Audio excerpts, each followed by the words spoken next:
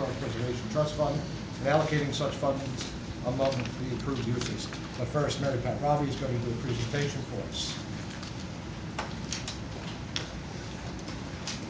Thank you, Freeholder Donnelly. My name is Mary Pat Robbie. I am the Director of the Department of Resource Conservation, and it is my department that oversees the administration of the Burlington County Recreation, Open Space, and Farmland and Historic Preservation Trust Fund. That is the name that is given to this fund by law, not by us. In 1996, Burlington County went out to the voters of this county and asked them to approve a referendum to raise 2 cents per $100 of equalized valuation for the purposes of land preservation. The voters approved that referendum, and the dedicated levy was approved with a sunset of 2011. In 1998, we went back to the voters and asked them to approve another 2 cents. The voters approved an additional 2 cents for a total of 4, and that tax went into effect until 2018.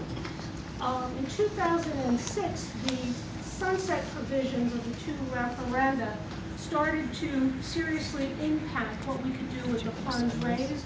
So we went back to the voters and asked them to approve the sunset of both of the 2 cent referenda until 2036, and that was overwhelmingly approved.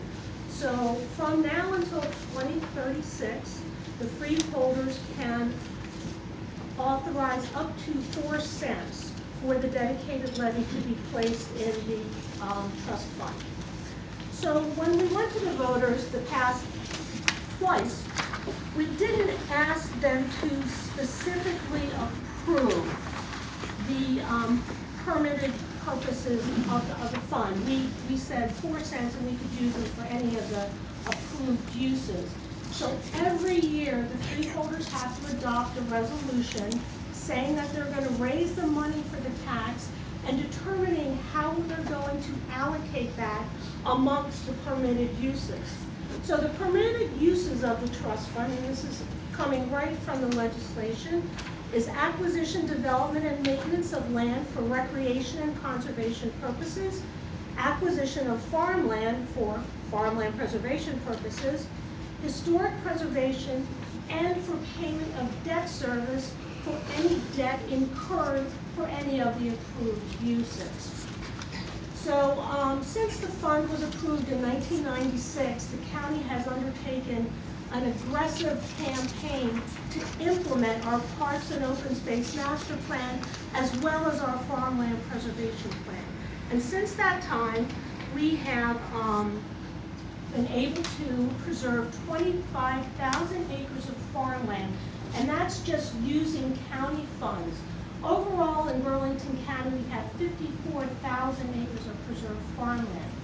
We've helped preserve 6,000 acres of open space, and we have developed 8 regional parks, 6.3 miles of trail, county fairgrounds, canoe trails, and have made major progress in renovation of our 2 historic sites, Smithville Mansion and the Historic Prison Museum over here in Mount Holly. We've been successful in achieving all of this because we have help. We have help from cost share partners, mostly at the state Green Acres and the Agricultural Development Committee. We've also had a nice relationship with, believe it or not, the Department of Defense, who have helped us to preserve land surrounding the Joint Base.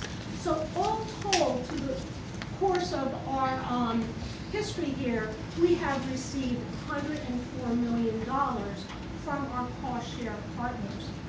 And at the end of 2012, the beginning of 2013, in this dedicated fund, we now have a balance of over $48 million. A lot of money, again, that's because of the help of our cost share partners, but the economy has actually helped us. The price of land has gone down, so we've been able to preserve more farmland with less money. And in our parks development projects, from 2009 on, all of those projects have come in well below the engineer's estimate because people are looking for work and they're bidding a little lower on the construction of the park. So that's all worked to our favor. So I'd like to show you a graph that shows how the surplus in our fund has grown from 2008 to 2012. So you can see we've seen pretty dramatic jumps in the funds that we have on hand. So the 2013 proposal is $20.5 million. We're going to use those funds received this year, about $6.7 million, together with other projected income from our state cost share partners of about $3.6 million. And we're going to take $12 million out of that $48 million we have sitting in reserve. And we're looking at a total budget of $22.5 million for 2013. We're projecting to use that money, $2.5 million for salary and wage. $3.3 million is identified as other expenses, and that's predominantly maintenance of the parks and the properties that are now within our inventory.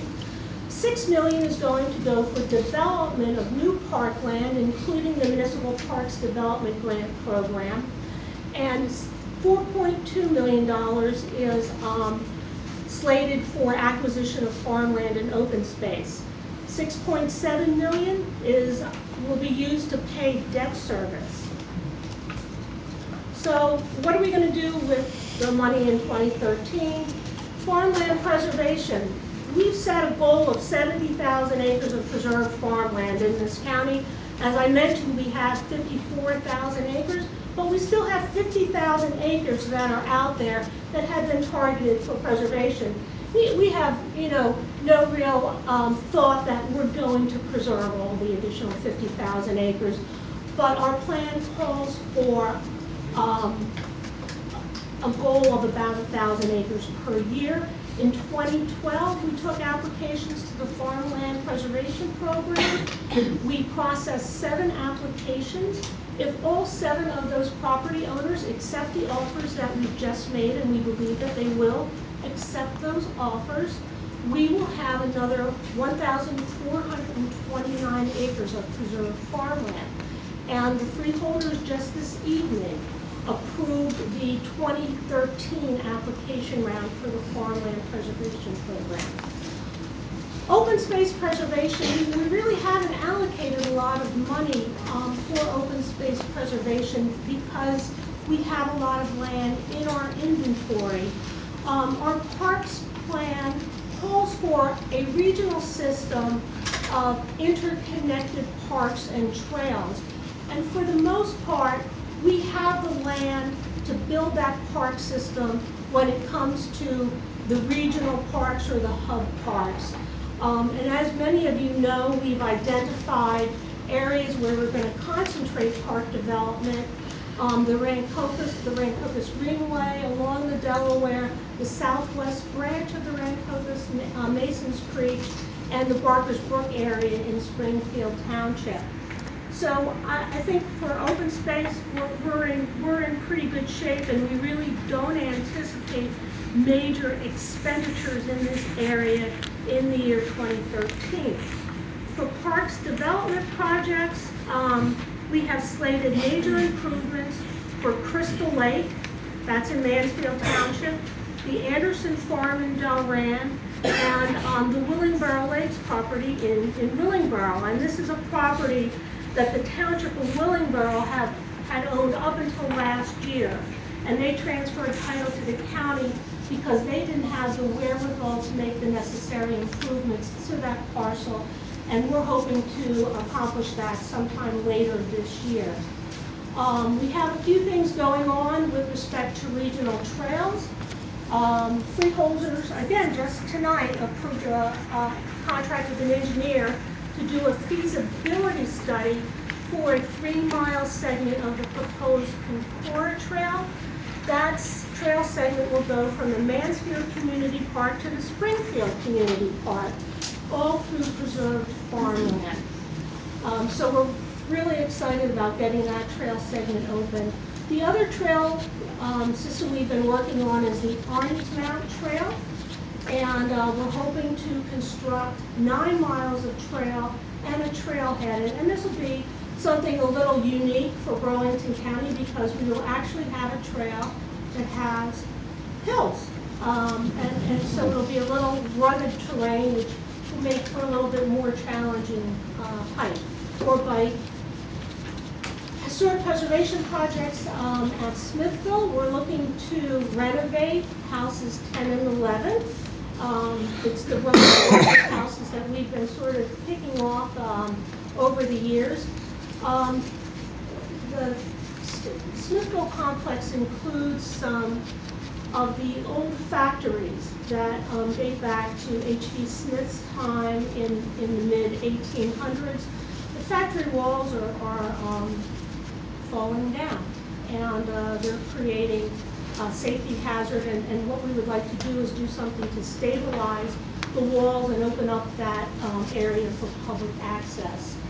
We have our Ag Center in Morristown, a farmhouse that we hope to make some renovations to, including installation of a commercial kitchen that will allow us and others to use that kitchen for educational purposes, and also to rent it out if you wanted to make jams or jellies or salsas and sell them to the public, because you have to do that in an approved commercial kitchen in the state of New Jersey.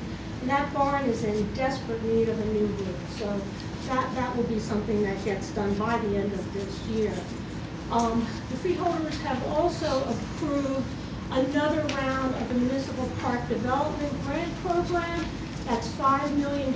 It gets allocated to grants for municipalities for mostly park improvement projects, and each town can get up to $250,000 for the projects. We have some new initiatives. If you were at Earth Fair, you might have noticed that we have a new exhibit, the Underground Railroad Museum. We're hoping to make a permanent exhibit at Smithville for the museum. We're also looking at incorporating the Mount Holly Library into our historic property, and that will serve as a museum, but also a place to do family research. I'm not going to try to say genealogical, and also a lyceum where there'll be historic documents on file for people to review. And the Rancocas Nature Center, a project that we're very excited about, and that's a partnership between the state, West Hampton Township, and the Friends of the Rancocas Nature Center and the Rancocas Conservancy. So, just to repeat, for the future outlook, the fund balance remains robust. If we spend what we project this year, we'll go into 2014 with a $36 million balance. And I'd just like to point out that our budget numbers are projections, and it doesn't mean that in 2013, if the holy grail of farmland preservation, Ellis Stock Farm in Springfield, came to us, that we would go to the freeholders and say, this is an extraordinary opportunity. Can we spend more than the $4.2 million that we've allocated? In 2014, we will be able to continue aggressive pursuit of the preservation programs, continue development of the parks and trails, support our municipalities in their parks projects, take on additional historic preservation projects, and hopefully we'll find some new program initiatives and expansions. So that's all for me. Thank you, Mary Pat. All right, at this time, I'll open the meeting, the public hearing on the collection of a dedicated levy of 1.5 cents. I think there's another list running around too, right? Someone have a clipboard that they sign? Oh, it's made its way back up. I'm going to work from this first. This public hearing is strictly on the open space levy. So if there's something else you'd like to speak about, there'll be other times during the agenda at which you can speak. But I'm going to run through the list. If you wish to speak now, come forward. If you wish to speak later, just say later. Randy Rothwell, Mount Holly Township.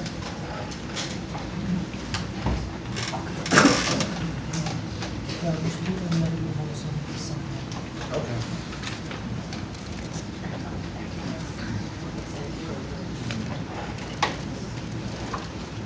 We are smart growth at work. We lead the state in farmland preservation. We are creating an expansive new park and hiking trail system along the magnificent Delaware River and tranquil Crocus Creek. These are the words of the Freeholder message found on the front page of the 2008 Burlington County Economic Resource Guide. Burlington County preserves more land. A news headline in the Courier Post in 2012. The article goes on to say that the county leads in farmland preservation. A pretty powerful statement. These goals and achievements are only possible by having the dedicated trust fund for preservation of open space, farmland, and historic sites. And its continued funding has been approved over and over again by the residents of Burlington County. As recently as 2009, the Burlington County voters overwhelmingly approved 3 ballot questions that authorized the board to collect an annual levy of up to 4 cents for $100 of assessed property value. As mentioned already, the revenue has been used for acquisition, development of lands for recreation and conservation purposes, acquisition, preservation of farmland, acquisition, preservation of historic places, and debt service payment. And more recently, the trust fund monies have been made available to many Burlington County municipalities through grants to help them provide additional recreational opportunities. In the most populous state of the nation, this continued land preservation efforts are the only way that we're going to be able to maintain our current quality of life. By protecting the remaining open space for recreational purposes, to protect our waterways, to provide clean source of water, and protect our forested areas to provide critical clean air. Not to mention preserving these open spaces, protect critical wildlife habitat. Bald eagle is making a comeback, not only because of the discontinued use of DDT, because we have preserved its habitat so it can have nesting and hunting grounds. Many other threatened and endangered species, from birds, reptiles, fish, amphibians, plants, and trees, are dependent on our efforts to be stewards of our environment so we can sustain both a healthy and connected open space system of parks and protected wildlife areas. Face it, New Jersey is reaching its built-out capacity, and this is no time to dismantle an essential program that has to date been so effective and serves as a model for the rest of New Jersey and for the country. Reducing its funding source by 62.5% would be detrimental to the program, I feel. The Comprehensive Farmland Preservation Plan from 2008 projected that $22.3 million would be collected from tax levies for trust in 2012. But in actuality, only $19.1 million was actually collected. And this proposal will reduce that amount even much further, down to $6.7 million. And any surplus that we now have will be short-lived with such a dramatic cut. The Burlington County Open Space and Park Master Plan, as well as the county's Farmland Preservation Master Plan, are model plans, and many of the projects in these plans, although they have been started to be undertaken, the work is not complete.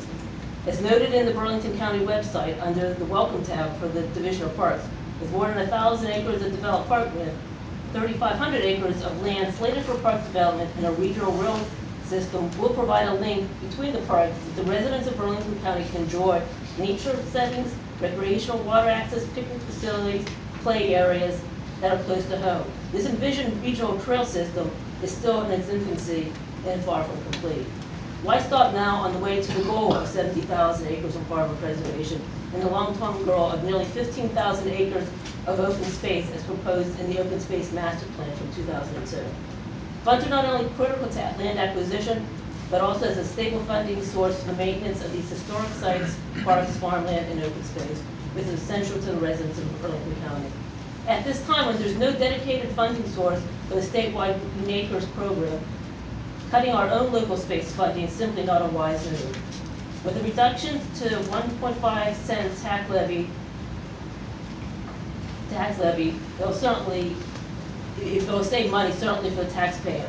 But at what long-term cost to your children and your children's quality of life living in Burlington County? A 4-cent tax levy, $6.40 average per household.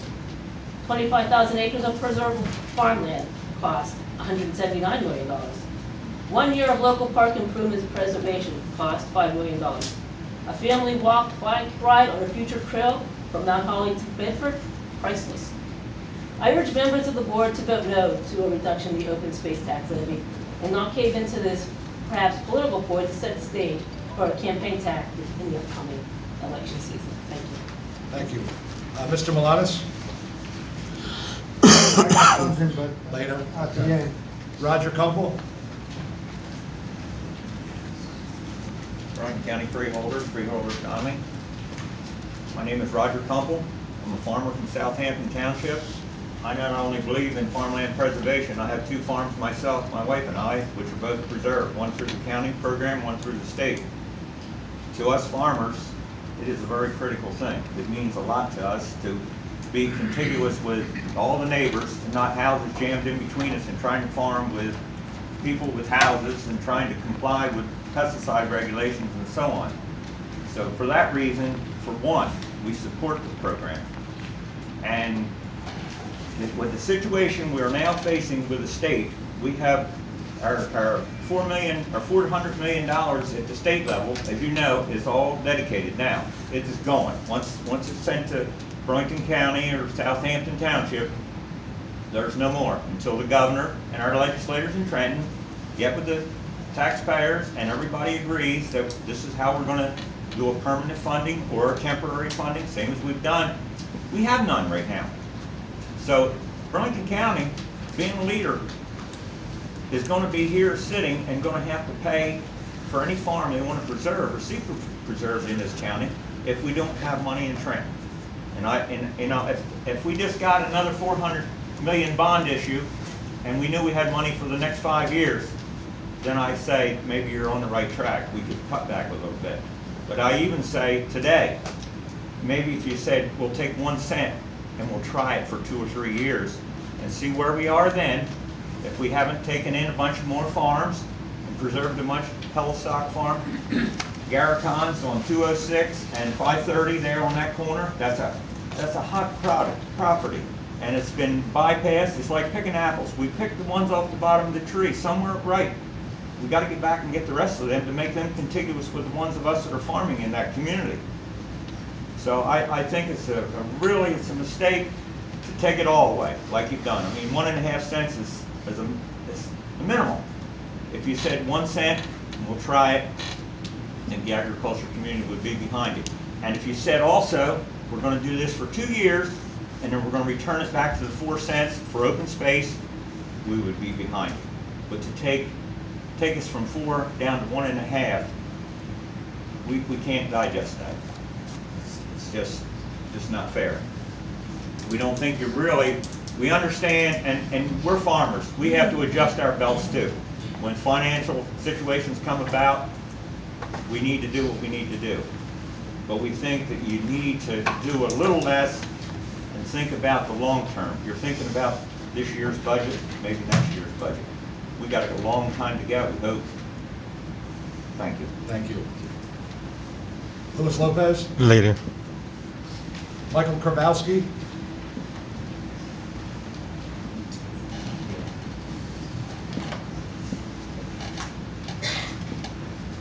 Good evening, Freeholders. My name is Mike Krabowski. I'm with the Indian Mills Historical Society. Also, I've attended the County Historian Roundtables for the past number of years. I'm up here to question the reason why local funding for local preservation, historical preservation, has not been addressed. Earlier we saw that the 3 locations, Smithville, the prison, and the Mount Holly Library is on the agenda, but you do have 40 municipalities in the county, and most of the municipalities have historical societies. And I know that there's a number of them that would like to acquire locations, buildings, or property that is of significant historical value. They're not asking for a complete handout, but it seems to me that historical preservation is way down on the bottom of the list, and I would like that issue to be addressed. So I know that Director Donnelly and Mary Pat had a meeting with Joe Lawford at Paul Shop the other day, and it was mentioned that the issue was kind of detached from Director Donnelly. So again, I'm just here to ask the freeholders to look at the overall package when a decision is made. Thank you. Thank you. Robert Talon?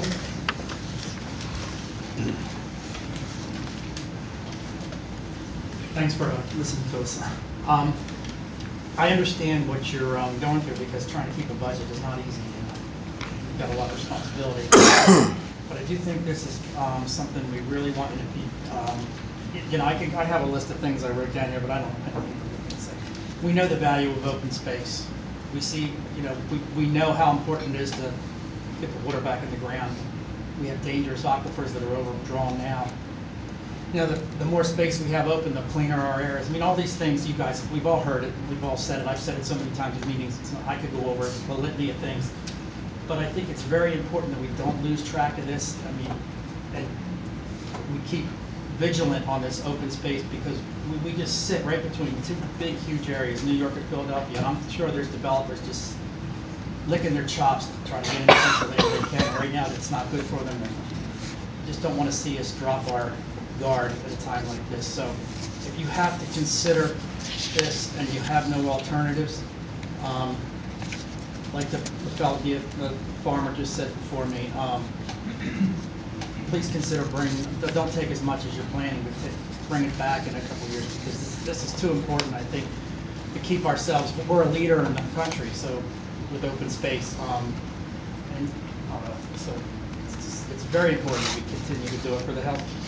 It's actually, not only is it a good thing for the environment, our health, but these open spaces will actually reduce our taxes in the future, because we won't have all these services. So I commend you. You have a heck of a job. I know you don't have a lot of places you can cut and still provide services, so do this with extreme caution. And thank you. Thank you.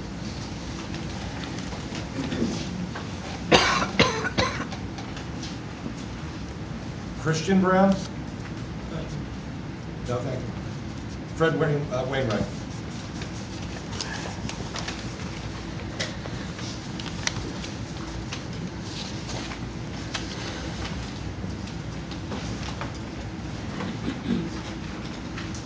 Good evening, freeholders. My name is Fred Wainwright. I presently live in Burlington. The mailing address is Burlington. I live in Florence. But I was formerly councilman and mayor of Mansfield Township. I farmed as a dairy farmer for over 50 years. I now serve as Burlington County Director of Farm Bureau. And I guess I will speak pretty much from Farm Bureau right tonight. We had a discussion, and we questioned how you was legally, and you must be able to do this.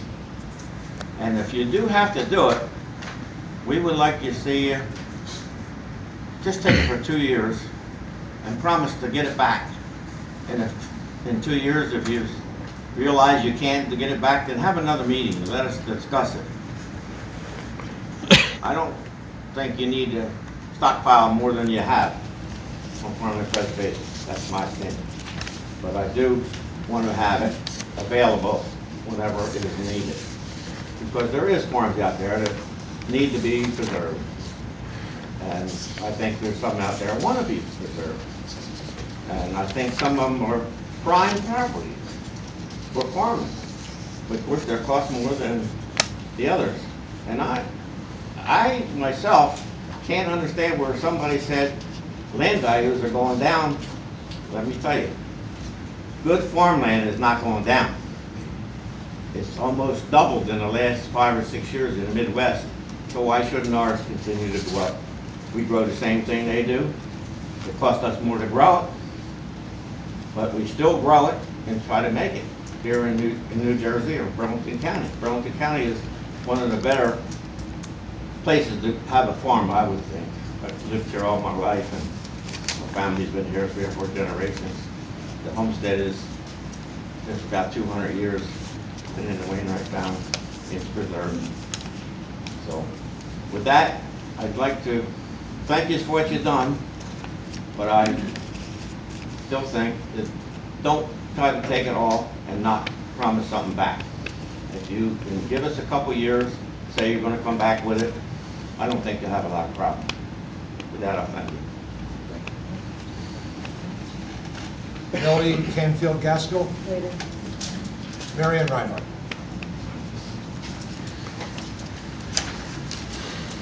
Thank you, Director.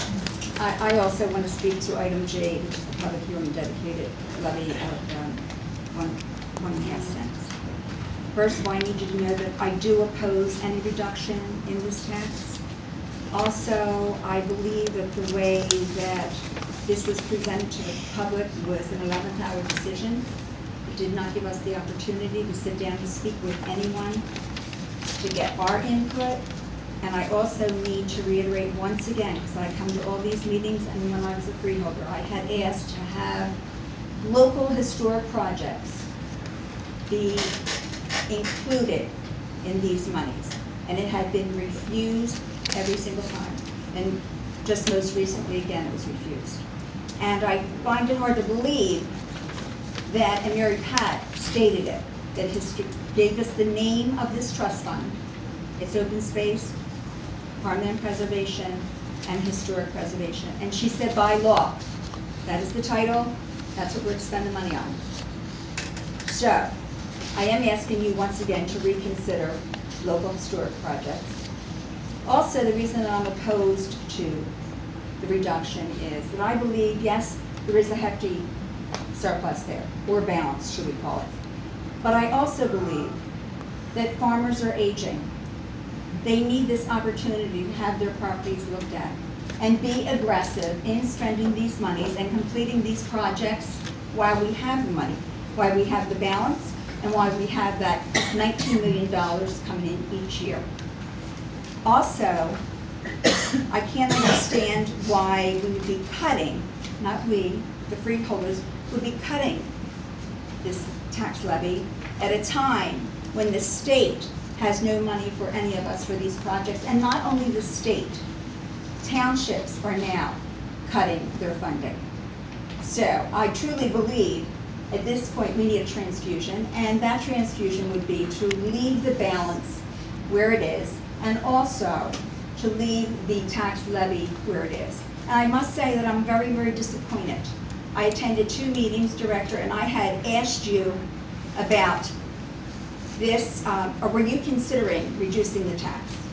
You did not give me an answer, and you assured me that you would get an answer to me in writing, which I have not received to this date. Yes, May 22nd meeting. So I still look forward to that answer, and once again, to the public, these monies can be well spent, and they can be spent now. And I truly believe that we should forge ahead. Thank you. Thank you. Barbara Rich.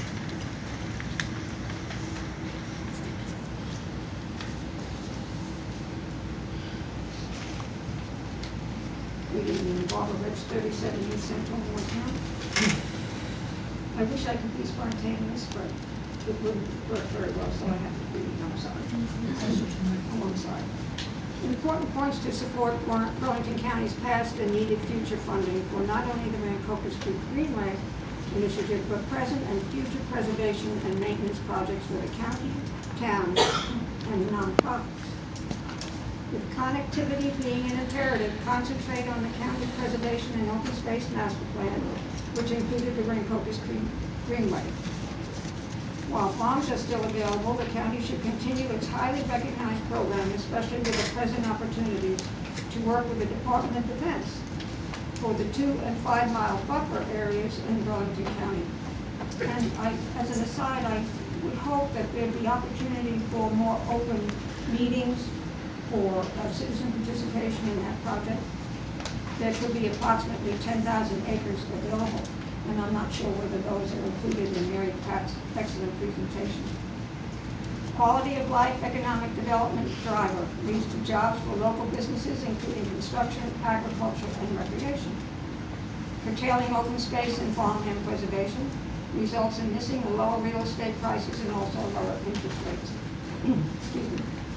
Burlington County was the standard bearer in the state and should continue in future years with its pledge of preservation and recreation within its own master plan.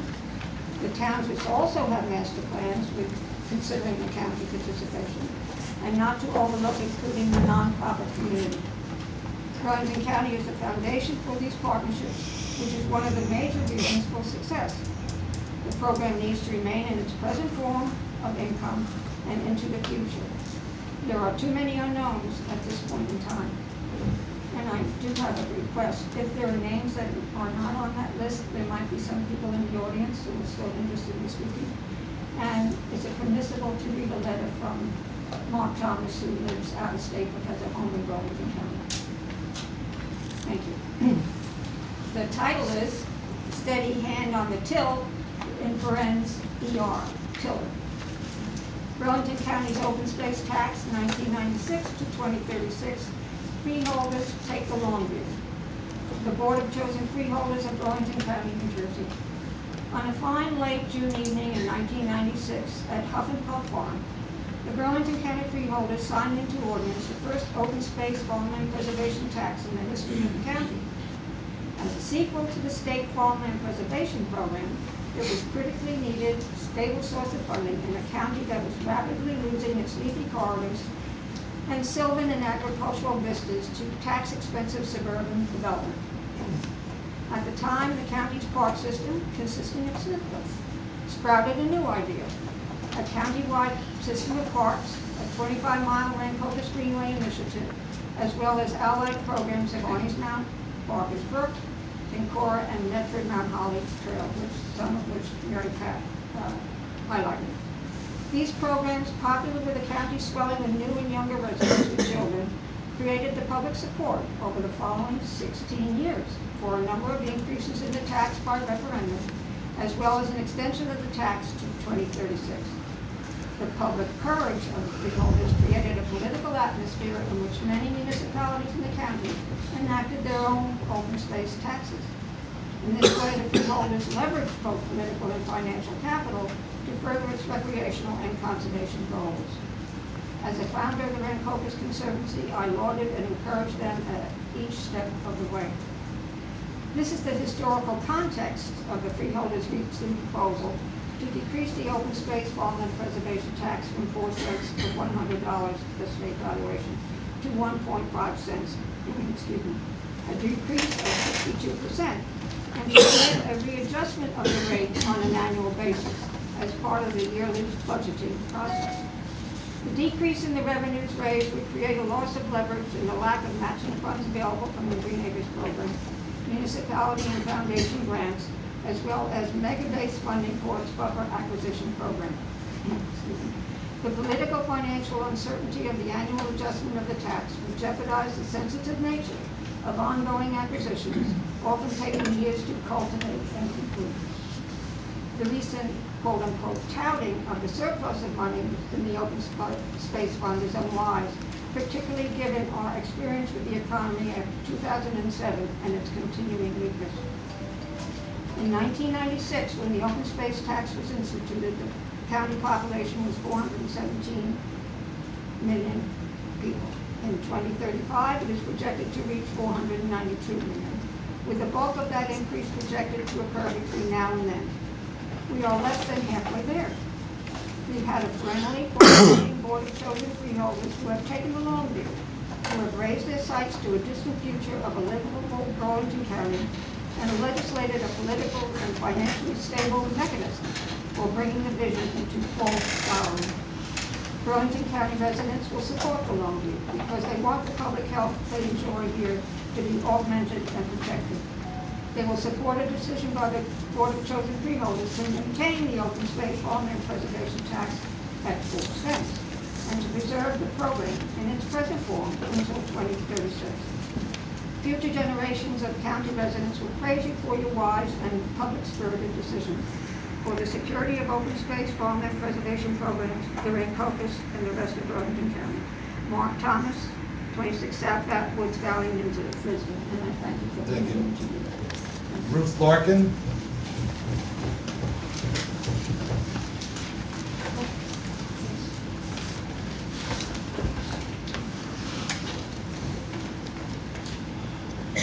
I'd like to start by saying thank you to everyone who works for the county.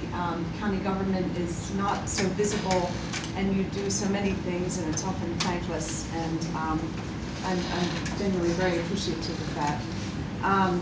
And I'm embarrassed to say, unlike some of the other people who've spoken, that I have never been to a freeholders meeting. I've been to other meetings.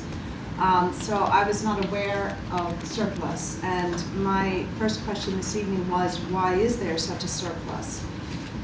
The voters overwhelmingly approved this tax quite some time ago and have gone back to the polls and reiterated that sentiment, so why haven't we been preserving more? We have 48 million now. We saw from the presentation that that will drop 25% just in 1 year. Those funds are needed for unforeseen circumstances, Hurricane Sandy, Mandy coming through, other emergency situations or unforeseen maintenance. The master plan for the county identifies certain projects that are still not completed. And I'd like the quote I heard about the county taking a long view. This has been in place 17 years. In my view, that's not a long view. That's sort of a middling sophomore view. Real estate that you want to preserve doesn't always come up, and you need to be ready with the funding. And it might be that 6 properties come up in 1 year and we have none for 5 years. I think if someone mentioned the children, I think of the changes since I arrived as a resident here in 15 years, an extraordinary amount of development, very much changed around our town. And I'm wondering what the county will look like for our grandchildren if we slow down the pace of reservation. There'll be plenty of strip malls and lots of housing developments that need lots of roads around them because they were not designed on the small town design that most of our historic and charming towns are. So I think that's a real sacrifice if we don't it's not enough to take a long view, we have to continue to work towards that. I very much disagree with thank you for your presentation, but I have to say I disagree very much with the statement that regarding open space, we're in pretty good shape. I don't think we're necessarily in pretty good shape. I think we're doing more than other counties, which is great, but there's so many environmental implications, habitat preservation, clean air. To give a very significant example is water quality. These open spaces replenish our aquifers, which are not in good shape. This is our water supply. They improve stream water quality, and those streams feed the Delaware River, which is where the rest of our water comes from because our aquifers are so depleted. So I think that continued preservation of open space, not just public parks, not just historic or farmland, all of which are important, but I do not think we can say that we've met that bar at all. And now I'm going to put on my taxpayer hat, and my taxes have gone up close to double since I moved here. When you don't preserve the space, someone's going to come in and build houses on it. And I've seen it in our town just in the time we moved here. And I'm paying for the schools that had to be built, the schools that had to be expanded, the roads that have had to be built because of that continued development. It's really, really expensive, and it might not show up in this budget, but it's showing up in that budget, and it's all coming out of this pocket. And the traffic, I started commuting north in '97. I stopped for about 7 years, and I'm astonished at the increase in traffic and horrific traffic accidents in that time. Again, the more development you have, the more you have to pay for it.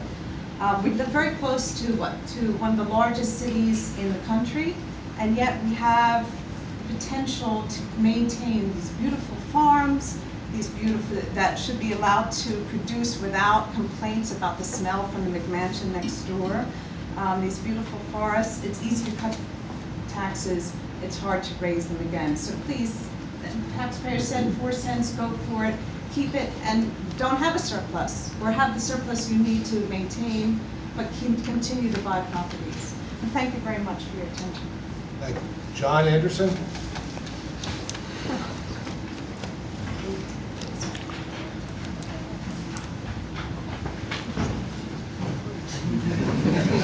Sorry, we're starting off in our side room there. My name's John Anderson. I live over here in West Hampton. I'd like the opportunity to give my comments here. I think the Open Space Trust Fund is a valuable resource for the township and the people of the area. I think the discussion that you guys are opening up here is valid, and I think it's going to cut back on the waste and the abuse. When that happens, then I think the rest of that money can go to farmland preservation and open space areas. Thank you. Thank you. William Love?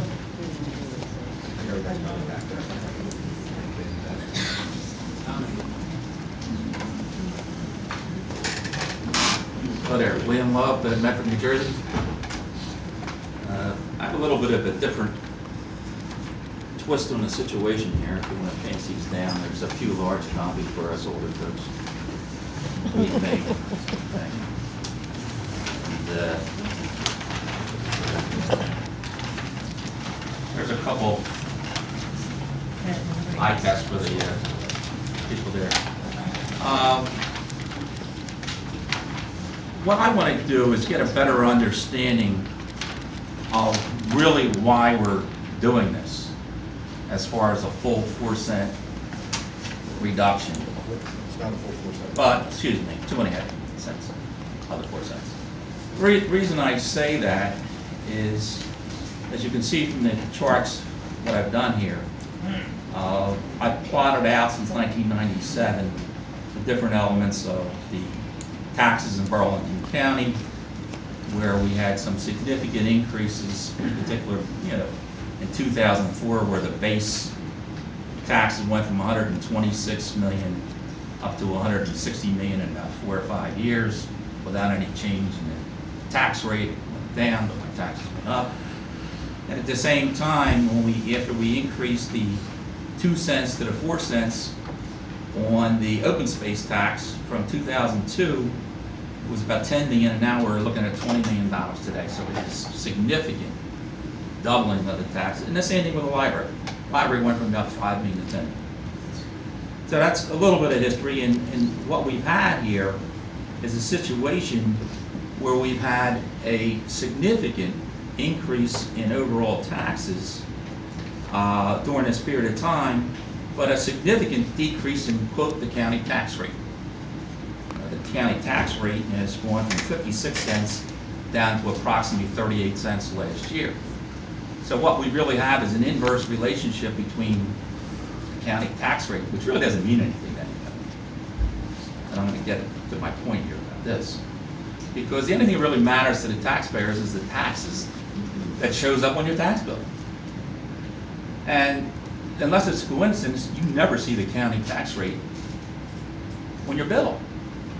It's a notional amount. This my assessment has nothing to do with equalized values. If you take a look at the chart I have below, you'll see that the local assessments could be 40 billion and the county's using 50 billion. So obviously if you're using something that's 25% higher, it gives the appearance that the tax rate is a lot less. So just looking at the history here of what's happening is we get fixated on this county tax rate. And if my numbers are plugged in right from what I read in the paper, what we're trying to achieve is a tax rate of 37.9 cents and a combined rate of the library, the county, and the base. This year it was 37.9, if my numbers were right. Last year it was 37.9, it was 37.9 the year before. Why is that? I think it's just so we can say the county tax rate is flat. We're not increasing, and it gives the appearance that, we're not increasing taxes. Where over the years, we've had a declining rate in increasing taxes. So Well, now we're gonna take 2.5 cents from the open space tax, and maybe it makes sense. But I don't think it has to be 2.5 cents. Because from what I read in the paper is your base operating budget's gonna go up $5 million. Correct? And what's the open space, right? This is a hearing on open. Well, it is. I'm getting to the point. So it's going up, $5 million, yet we're gonna take over $12 million out of the open space, and we're taking a couple $100,000 minus in the animal library. So really, what we're gonna have is we're gonna have a tax levy that's gonna go down $7.7 million. That's really what's happening. So why do we have to have, if we want to preserve some of the money, instead of going from $19 million plus in the open space down to 6.7, why not, reduce that decrease by the 7.7 million, and you can still say that the overall levy is flat. Nobody's going to blame you for that. So what I'm suggesting is, rather than go to $6.7 million for the open space tax, add another 7.7 million. Meet you halfway. So whether it's election fodder, I'm not saying it's politics, but let's get away from this notion of the county tax rate, because it doesn't mean anybody. I looked 1 year at all 40 towns, and 39 out of 40 towns didn't have a number that was close to the county tax rate, because it's a notional amount. I'm getting too complicated. The bottom line here is, we don't care, at least I don't care, what the combined rate is. I care about my taxes. So if you want to say overall as a county, the taxes are flat, because last year, the combined taxes were 177.9. What I read in the paper today is you wanted to go to 170.2 million. 170,200,000. Done. Just simple as that. Because what I'm really concerned about is, I thought I read somewhere else, okay, this was going to be for 1 year. And I understand it because I didn't hear the full presentation, it might be two. So what I'm really concerned about is we're going to have this $7.7 million decrease this year. We know our spending's up $5 million, and I guess we'll see the budget at some point in time. That's there. So what's going to happen in 2014 and 2015? If we have another inflation of $5 million and we restore this, we're going to have a $20 million tax increase on $170 million. Next year, a year after, we're going to have a 10% increase in our taxes. So it's a yo-yo, unless you have a long-term plan that we haven't seen, which I would suggest.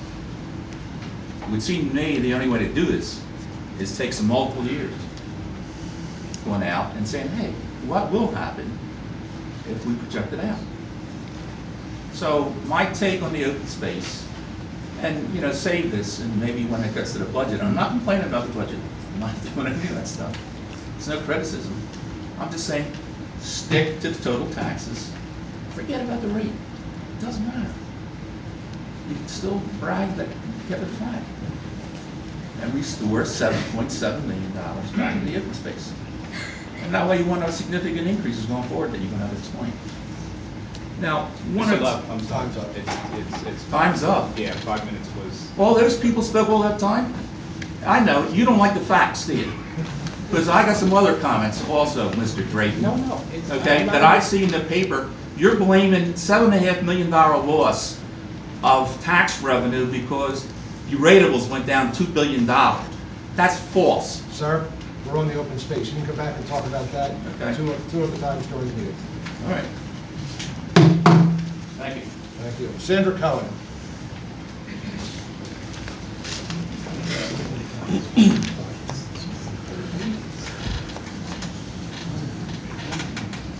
Good evening. My name is Sandra Cohen. I'm a resident of Mount Laurel Township. I like the comments that I heard before about taking the long view.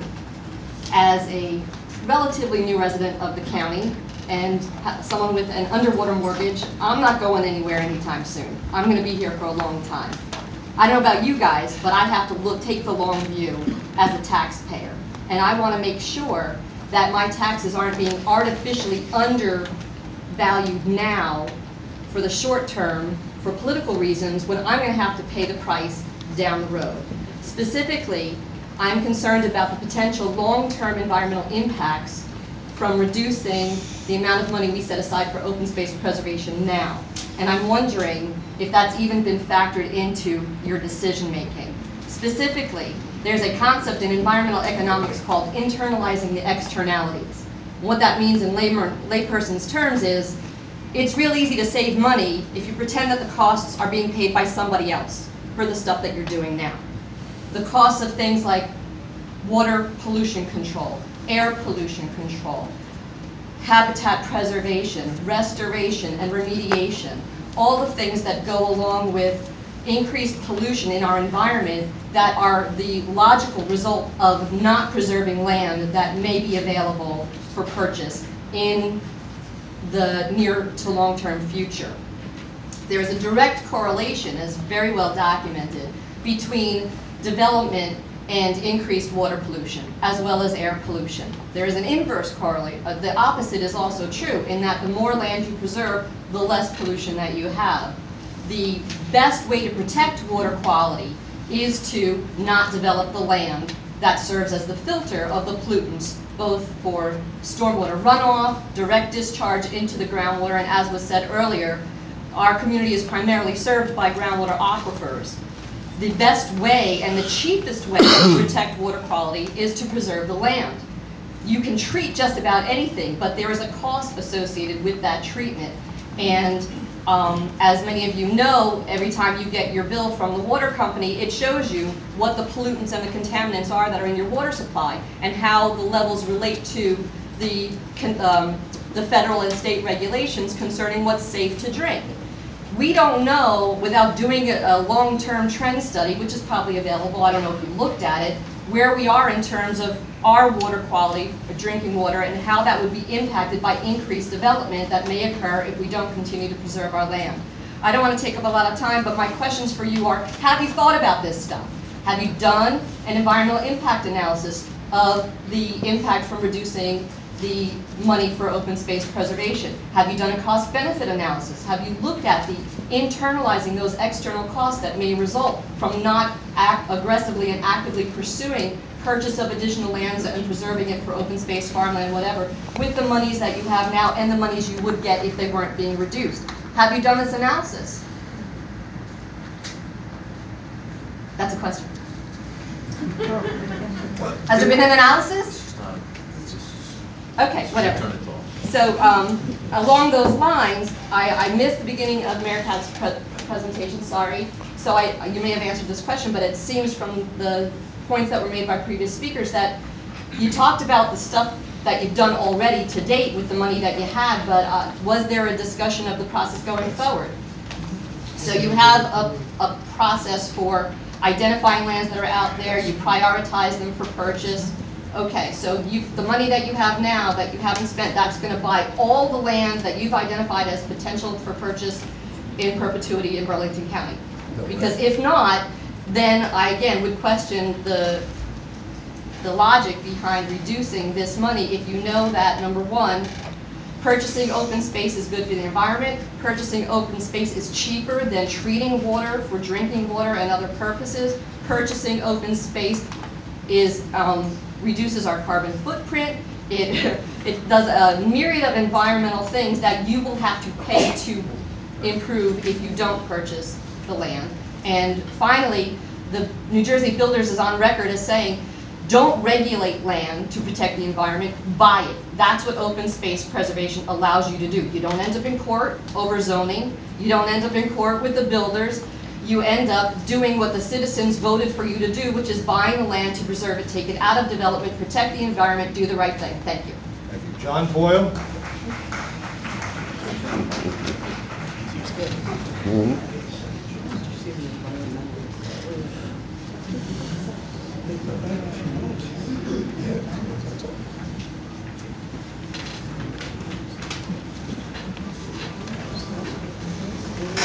Good evening, Freeholders. My name is John Boyle. I'm the Research Director for the Bicycle Coalition of Greater Philadelphia, and I am a resident of Edgewater Park.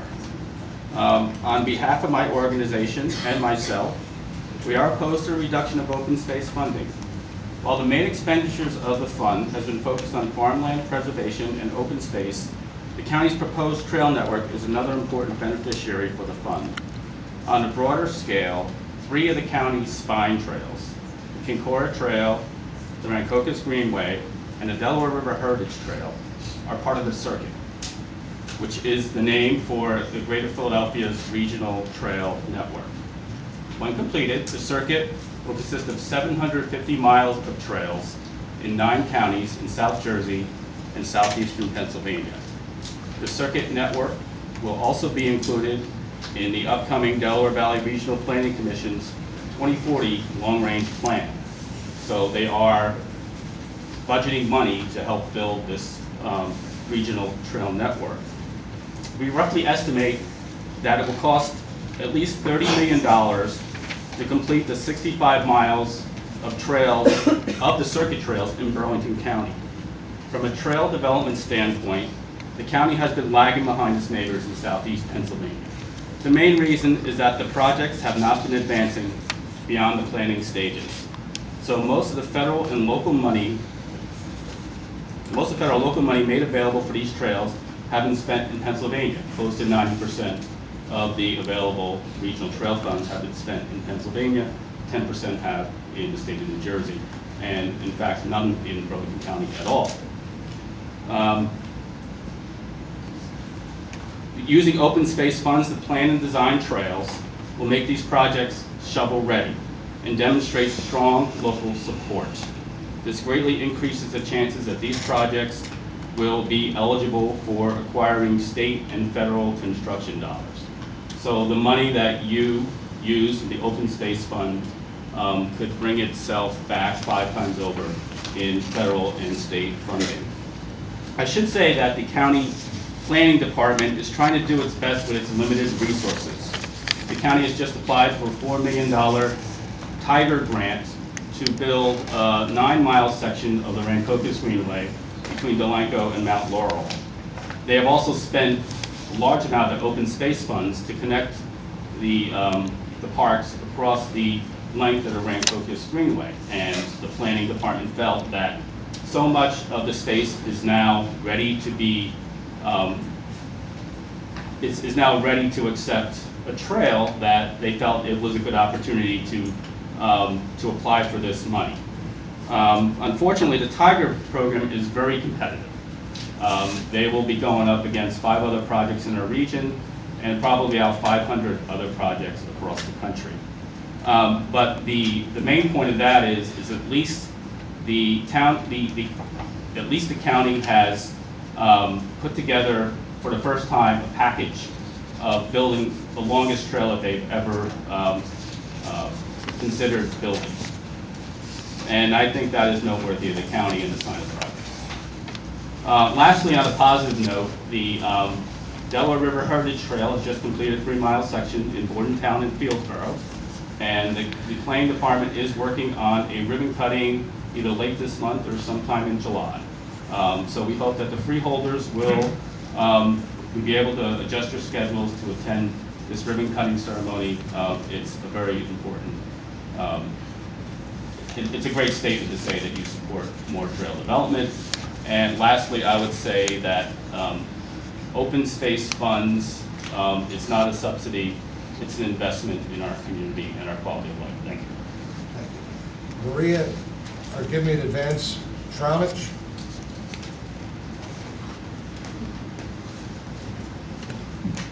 Hi, it's okay. My name is Maria Tranguch. I'm with the New Jersey Conservation Foundation.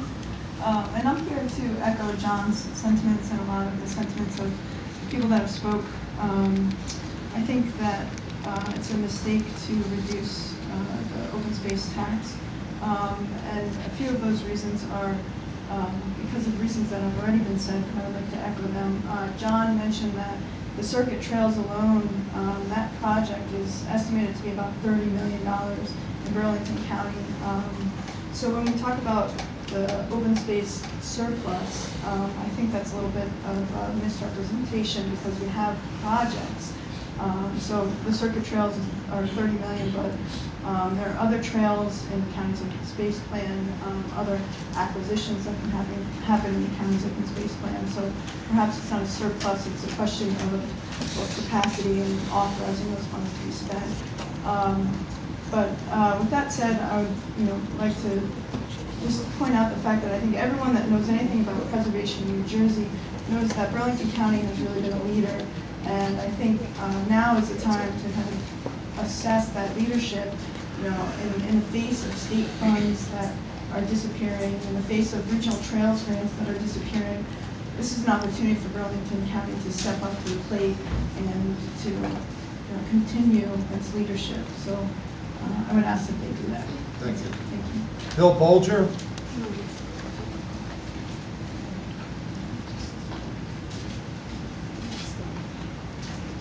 Good evening, Freeholders.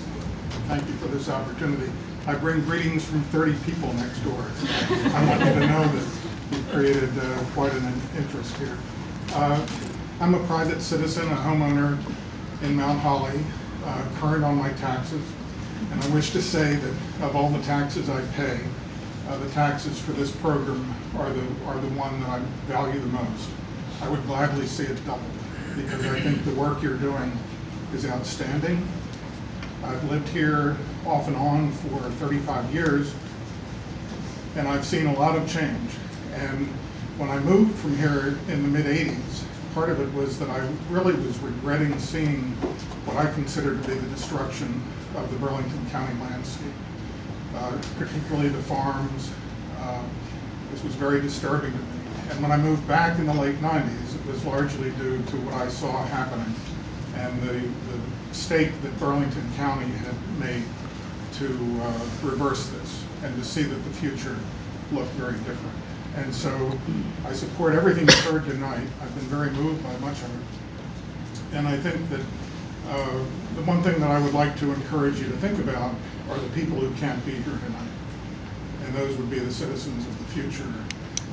I've lived in a lot of communities, and I've never known one where people regretted parks that had been created in those communities or the open space that had been protected.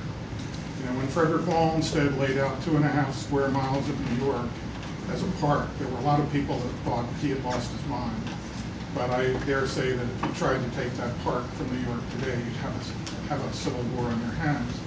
And of course, one aspect of it is that the most valuable real estate, some of the most valuable real estate in Manhattan, is the landscape surrounding that park.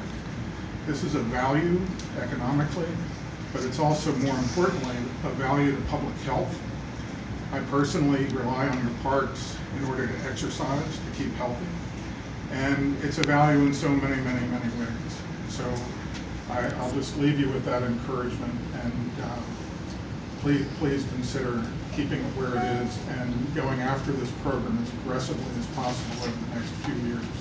Thank you. Heidi Winzinger.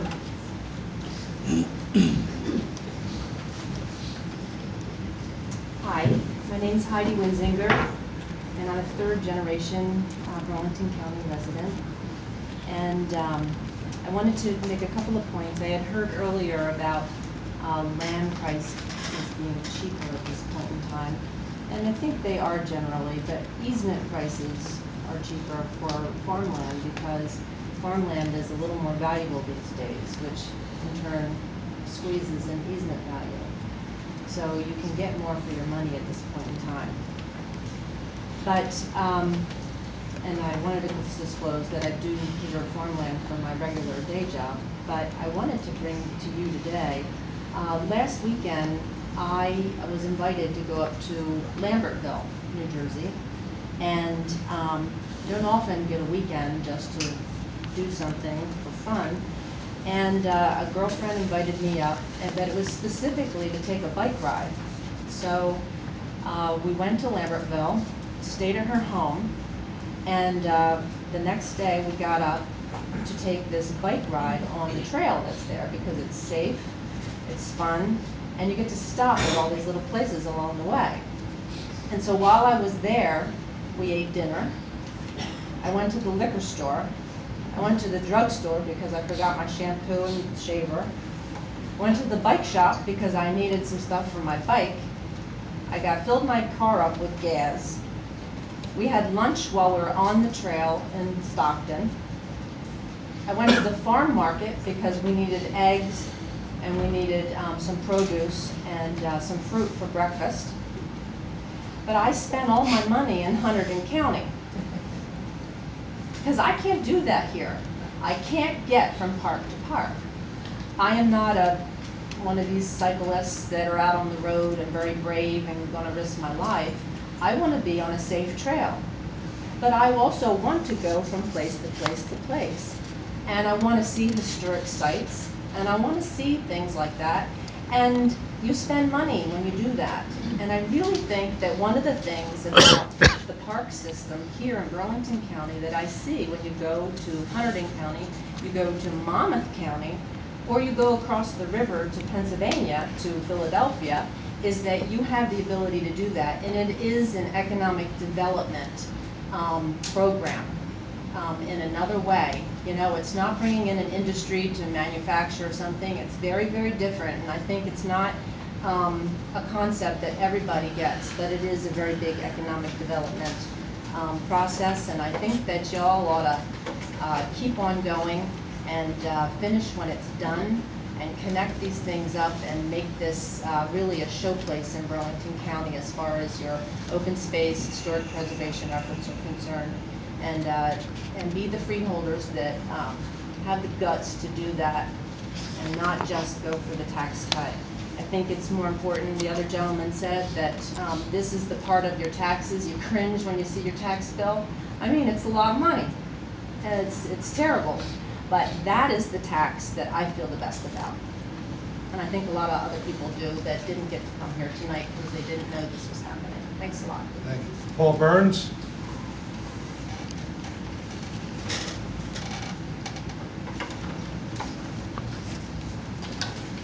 Thank you, Paul Burns for Mount Laurel Township.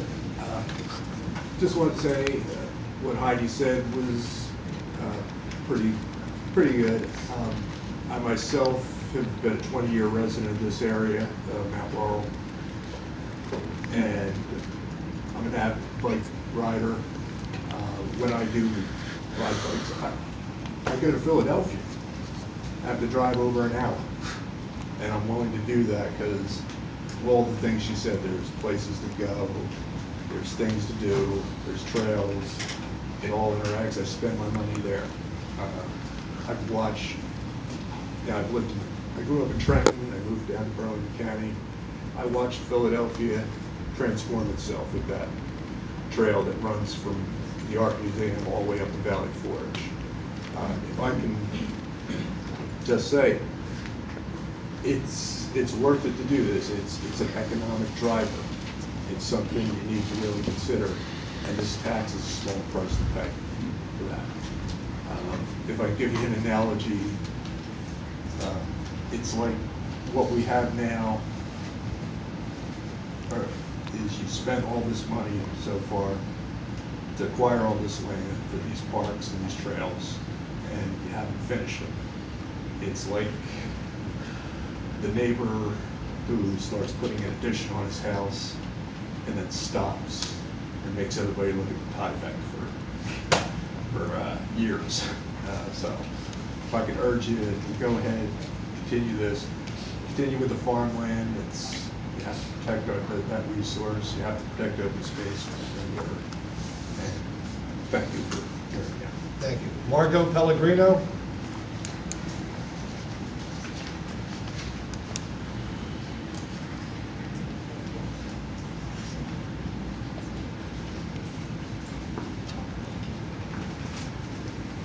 Hi, I'm Margot Pellegrino. I live in Medford Lakes. I'm actually an ocean activist. I paddle Miami to Maine, Seattle to San Diego, the Gulf Coast, except for Texas. And I'm also very active and outspoken with national ocean policy. Won't bore you on the details of our particular regional planning body. But one thing that they have decided they're not going to discuss is nearshore water quality areas. We know that Barnegat Bay is basically under attack. It's as bad as the Chesapeake. The Delaware, actually, you know, honestly, I could take you on a paddle from my backyard to the Delaware River. And you can do it, actually. It's really easy on an inflatable stand-up paddleboard, actually. See? I did it. And it's also funny because, you know, I can talk a little bit about how activities such as that will also help this part, that the county slips in the health ranking. You know, someone mentioned already about contaminants and et cetera from runoff. Non-point source pollution is our biggest source of pollution. Even though we are so far inland from the ocean, what we do inland does affect our downstream neighbors. Burlington County, I have to tell you, I have friends from California and Oregon come to my house, and they are amazed. They're simply amazed at New Jersey, particularly Burlington County. They can't believe it's New Jersey. And I've always been very, you know, proud of my county because I feel like we are very proactive. We've got solar panels, you know, on certain, you know, light poles and stuff, and we do a lot of things. We've been good with, you know, the whole land use. We've been particularly good. I won't say, my honest feeling is that we should double our tax, because if I took you on a trip down our Rancocas, it smells every bit as bad as Tom's River. And I know the USGS, because I've pestered them, is right now watching Mantua Creek, different county, lots more population. As much green space as we have, we still need more. And this is going to have a direct bearing on our children's health. I have 2 young children. Land values, businesses. In my paddles, I've been yelled at by small independent business owners because many of their woes have originated upstream. The dive shop operator who cannot operate his dive shop in July, August, and September because of the algae growth, because of rampant development. There's been success stories too. And nature just needs time to heal. But we have to let it heal. And that means buying up the land that we deem important to have for the water purification. We all know it is a no-brainer. We're fighting science here. And I really implore you to not cut that land use tax. That is so beneficial. And for all you bike riders, you're absolutely right. It's hard to ride safely. I would ride from Medford Lakes to Whole Foods to do my grocery shopping, and I've decided it's just not worth the risk. So I now ride in Wharton Forest, which is an amazing education in itself, because you look at how industries have changed. This used to be the hub of industry. It was just thriving businesses. They're ghost towns now. We have to adapt, we have to be creative, and we need our open space. Thank you. Thank you. Kate Lowe's.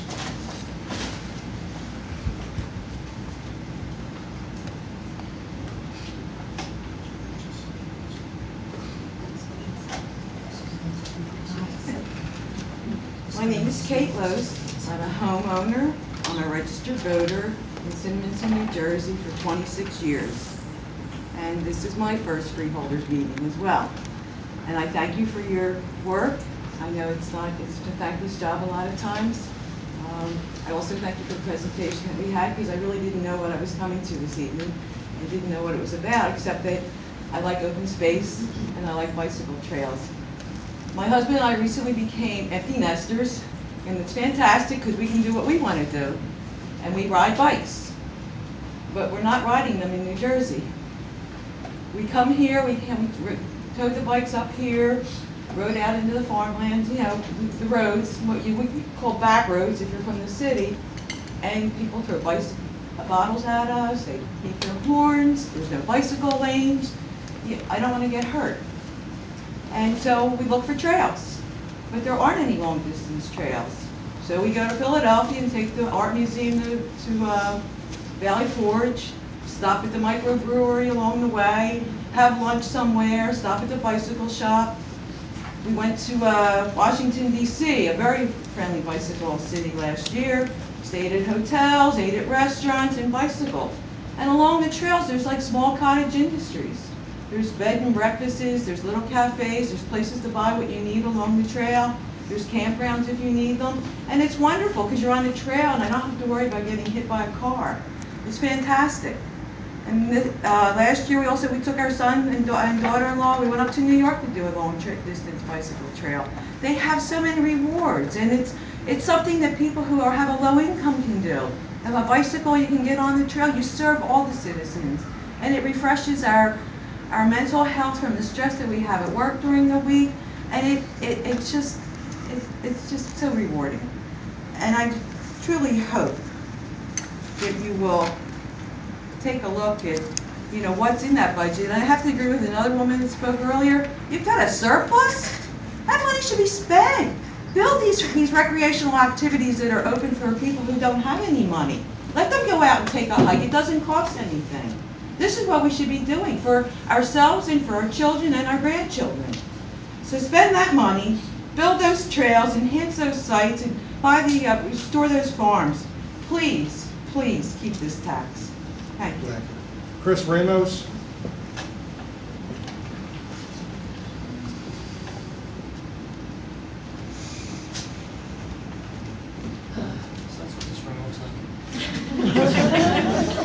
Hi, Chris Rams, Mount Laurel. This is also my first Freeholders meeting.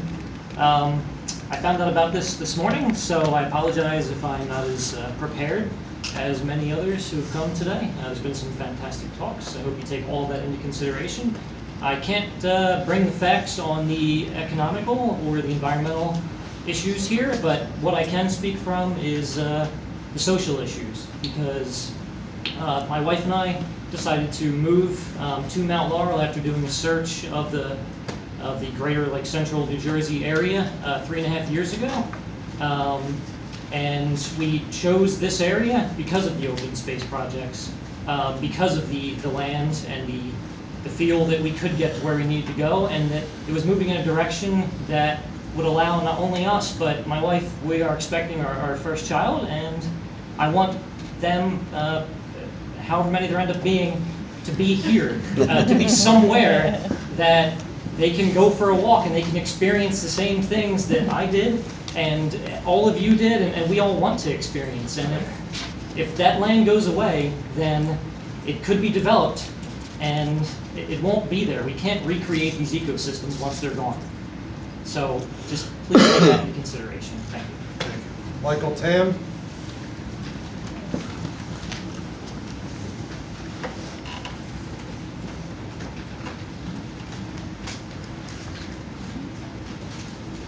Michael Tam, resident of Mount Holly.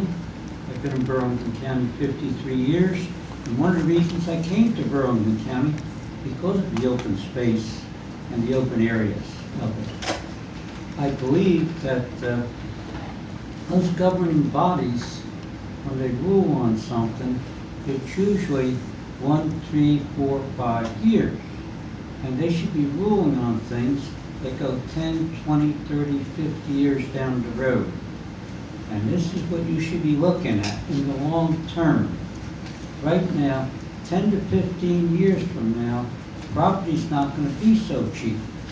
And the amount that's being paid now is not going to be, is going to go down a little bit smaller than what it is right now on it. So I think you ought to think very deeply about this, that you should think for the future, not for today, tomorrow, or next year. That's a mistake. Many governing bodies, whether they're local government, county government, or state government, they make that mistake. They don't think in the long term, down the road, 10, 20, 30 years. Much of this open space is not going to be available come 10 to 15 years from now, even shorter than that. It's going to be very difficult to acquire and to maintain. Thank you. Thank you. Alan Crawford.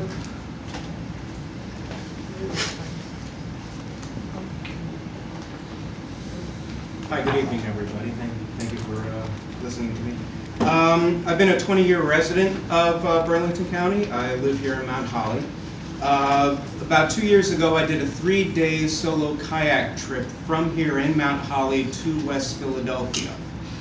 And during that time, I saw a lot of beautiful things. By far, the most beautiful stretch of that 3-day trip that I took was through this county. I saw kingfisher, I saw herons, I saw a lot of beautiful things, but what I didn't see was another kayaker on the creek. Because, for the simple reason that there are no public amenities for kayakers on Grand Cocos Creek, at least not enough, not enough convenience. It occurs to me we often have a 20th century mind view about infrastructure and landscape, and we kind of have to be a little bit more nimble in our thinking, and this is our chance to strike a balance between landscape and infrastructure. And it seems that we have a mandate, and we have seen the voters speak, and that we should keep the tax rate where it is, and let the voice of the people come through, and let's spend this money. Thank you. Thank you. That exhausts my list. Is there anyone further that wishes to speak with regard to the public hearing? Dick?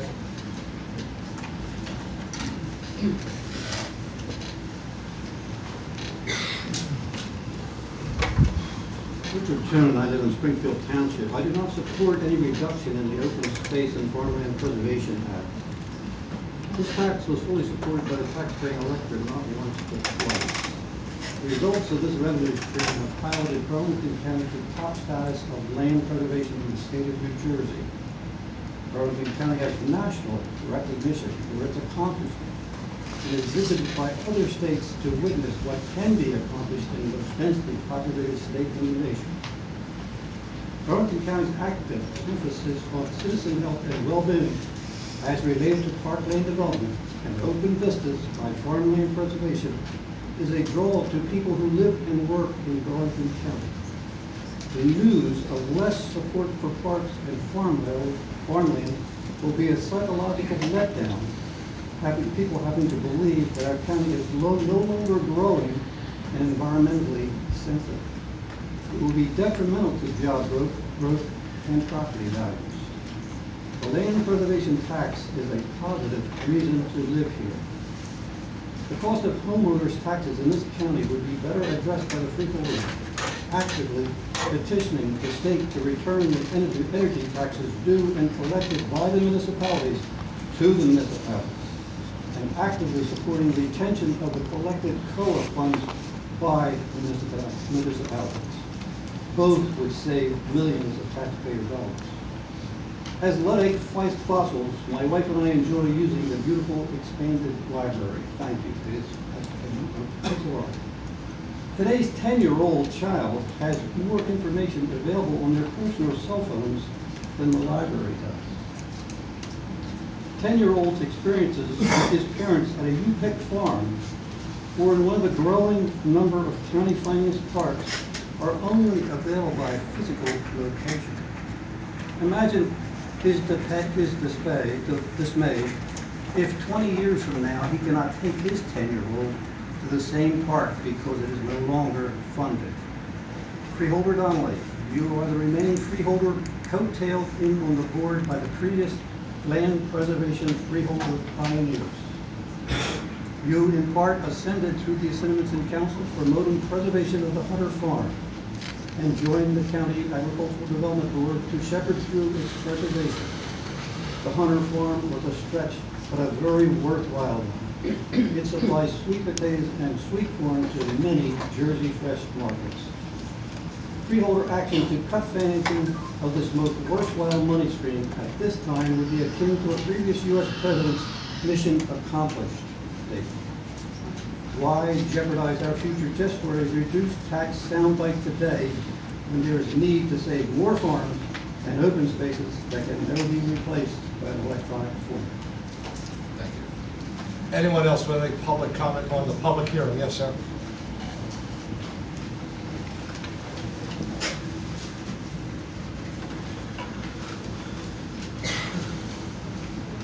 Hi, good evening. My name is Chris Jage. I'm with the New Jersey Conservation Foundation as well. I've been working in this field in Burlington County for 13 years. Our organization's preserved 12,000 acres. We currently own and manage 12,000 acres in this county. And I've had the really good fortune of working with the county staff in open space the whole time. One of the concerns that I have, again, with the surplus is the fact that when I started working with Burlington County back in 2000, is the staff was double what it is now. And so one of the issues is that the surplus is there is because the county capacity has decreased. And so I think it's important to see that if we match the will of the voters, because the voters of Burlington County have been asked 16 times on the state level to support open space. They're 16 for 16. Only 9 other counties have that record. When they voted in 2006 to extend their existing open space tax, they voted to 75% level. So the support's there. I think we're evident that the folks want this tax. What they didn't want was it to be then leveraged to keep an overall tax rate lower so that it gets chipped away. The other concern I have is that there was, it's true that the existing county open space success has been leveraged with the DOD funds, with the statewide funds, and that's all been successful. Unfortunately, right now, there is no more statewide funding at Green Acres, at Blue Acres, or at the Farmland Preservation Trust. And right now, I believe there's 14 counties that have endorsed the current initiative in Trenton to renew permanent funding. Burlington County is not one of those. So in order to make sure that we have that matching fund, we need all the support that we can get. So at the state level, we can have that matching fund. And lastly, I am concerned about sort of the domino effect of this. As the county funds get reduced, the county funds that then get matched to the municipal level gets reduced as well. Then there's going to be certain, many municipalities are already withdrawing their taxes. This may increase that effect. So I would just implore you to listen to the consistent, since 1961, be consistent without one misstep, the word of the voters in Burlington County at a tremendous percentage rate, that you keep this in place, and that this is why we live here, and this is why we support these things, because it's what Burlington County is about. Thank you. Thank you. Any further public comment on the hearing? Yes, sir. Thank you.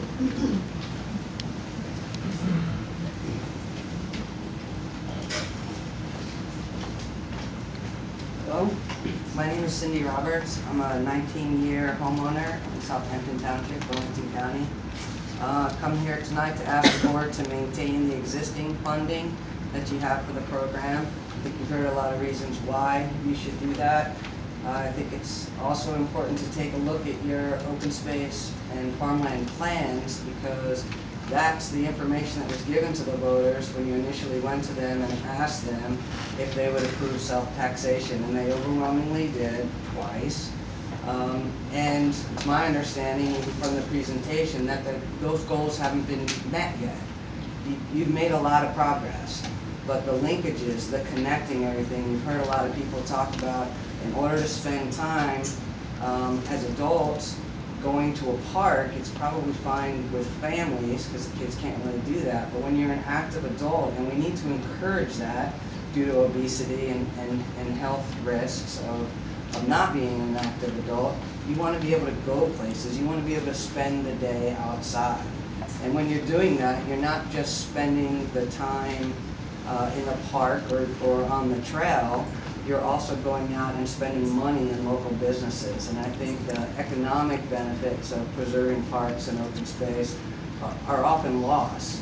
A lot of people talk about reducing the number of children, and that is important. So you're reducing costs, but you're also providing a benefit to the economies that the communities that these trails run through. Also, I think people have talked about, and the reality of it is land values are down. So at a time where you can pick up critical pieces, and in particular the linkages that are needed to connect the pieces together, it seems like it would be counterintuitive to want to reduce the amount of money that you have for that. Because I understand that you're going to put some money into the program for each year, but the developers are also going to start putting money into restocking their inventory because they haven't bought land in a while, and I think the markets show that that's starting to happen. So if we don't preserve the critical pieces now, we're going to pay way more for them later at a time where the next freeholder board is going to be looking to balance the budget. The Rancocas Greenway is a perfect example. You've made huge progress. I understand there's the hubs, there are a lot of the linkages, but the trail doesn't exist. You can't go from place to place along the trail without getting in a car and then driving to the next spot. And I think we really want to encourage society not to use a car to get to open space. You want to leave your car at home when you finally get home. You want to be able to go out, use a sidewalk or a bike path to get to a trail, and then enjoy your time when you're there. Not many of us can work 8 to 9 hour days, including the commute, or 10, and then go, okay, now I want to go do something. I'm going to drive to the Pine Barrens in order to do it.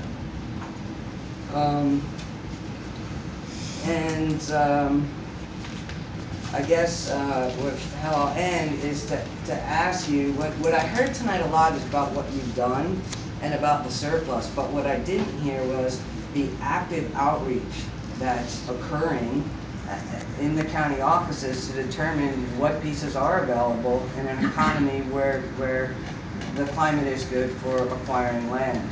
So rather than cut the tax, for all the reasons you heard, it would make more sense to focus on developing a 5 to 10 year plan in order to bring about all the goals that were written in the farmland and open space plan, so that you can strike while the iron's hot, you can complete your trail system that you started, and you can start bringing some of the people that go to Philadelphia, and I'm one of them, or that go north to be on the Delaware Canal system.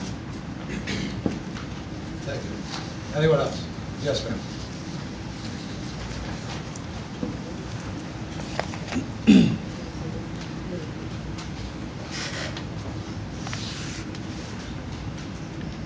Jacqueline Rhodes, I'm with Pinelands Preservation Alliance. We're an organization that is a resident in Burlington County. We're located in Southampton.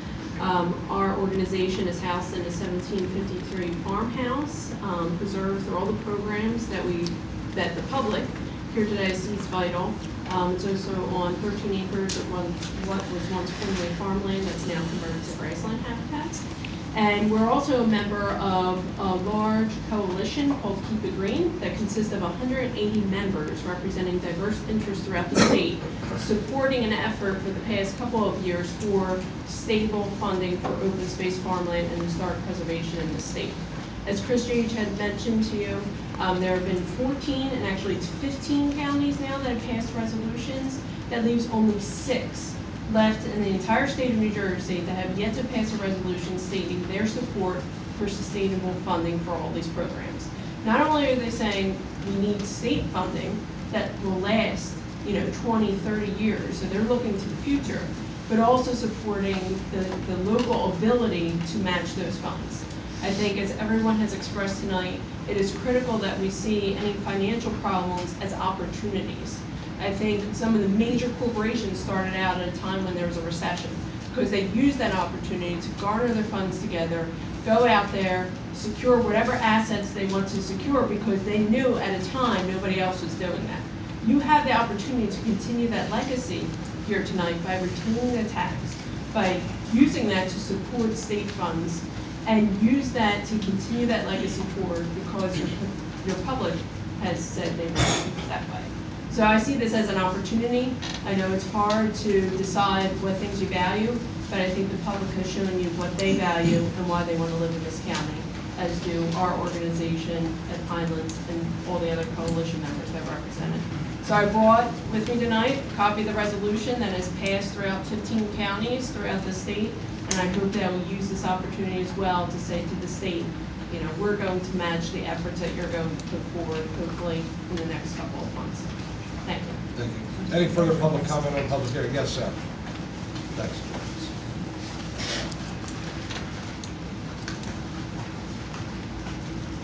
Hello, freeholders, ladies and gentlemen. My name is Andrew Richardson. I'm a resident of Bordentown City. I'm on the Environmental Commission there, and in our 1 square mile little community, we have a few spaces of or pockets of open space, which for our small community, it's amazing that within our little town we can still find these spaces next to the river, next to Crosswicks Creeks, and go down within a 3 or 5 minute walk and enjoy these spaces. As a father, I can take my 2 young children down there to enjoy it. So I want to applaud the effort so far.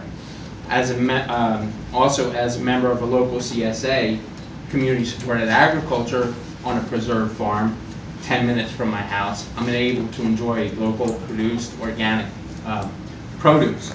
And as a teacher, 7th grade teacher in Pemberton, I'm also able to take my students to these places, the North Branch Preserve, get the kids out there and show them, hey, this is where you live, and this is the natural area, and this is the value of it. So I want to applaud the efforts that and advances that have been made so far in these areas, but I also want to encourage you, it's not broke. You know, let's keep it where it's at, and let's continue this positive movement, and maybe focus on some areas that need fixing. This is good, so I think you should let it be. Thank you. Any further public comment on the public hearing? Yes, sir. Oh, go ahead. I'm sorry. I was stuck in the other room as well. You know, I was listening to everybody, and I didn't know that I was really going to say anything. I know you guys are going to be here a long time. Dwayne Belton, Mount Holly, New Jersey. I know you're going to be here a long time, and I'm going to make it brief, but listening to a couple of things that people have said in a town that has put forth many referendums and all of them failed, I know how important it is to get it past a referendum, and you've gotten it on this tax. And I just encourage you, and whoever supported it and continues to support it, to please continue to do that. The parks are important. I have young kids. We enjoy all of them. And I heard people talk about the bikes as well. And we go up to Washington's Crossing and ride the canals because we don't have that here. And I would encourage you guys to just to try to bring some of that in Burlington County. But keep up the good work. You're doing a great job. And again, coming from a town that has put forth many referendums, and they've all failed, you've had one that has passed, and just take advantage of it. I hate to pay taxes, but this is one that makes sense. So thank you. And you guys are doing a great job with all the park systems. So thanks. Thank you.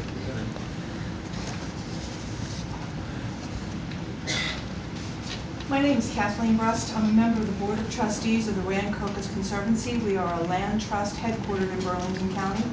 I would beg you, as a member of the board, to continue this tax. It is critical that we are able to preserve the land in Burlington County.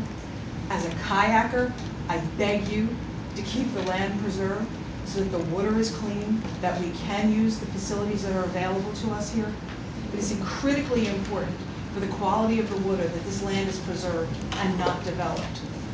And we must continue this, not for me, not for my nieces and nephews, not for my great nieces and nephews, but for children who are going to be here 40, 50 years from now.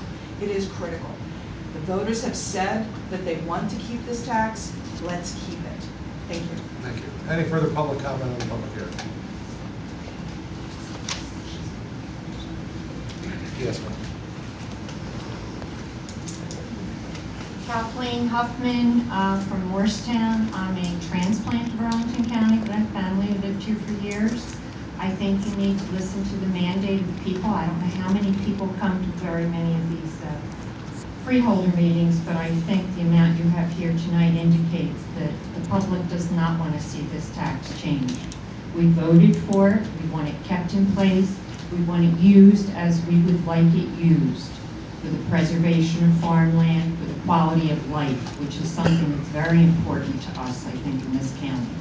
The quality of life is important, and no matter what numbers you play with or do whatever, I think the mandate is here tonight that you keep the tax in place. Thank you. And thank you for your time servicing the county. Thank you. Any further public comment on the public hearing? Going once? I'm going to close this portion of the meeting to the public. With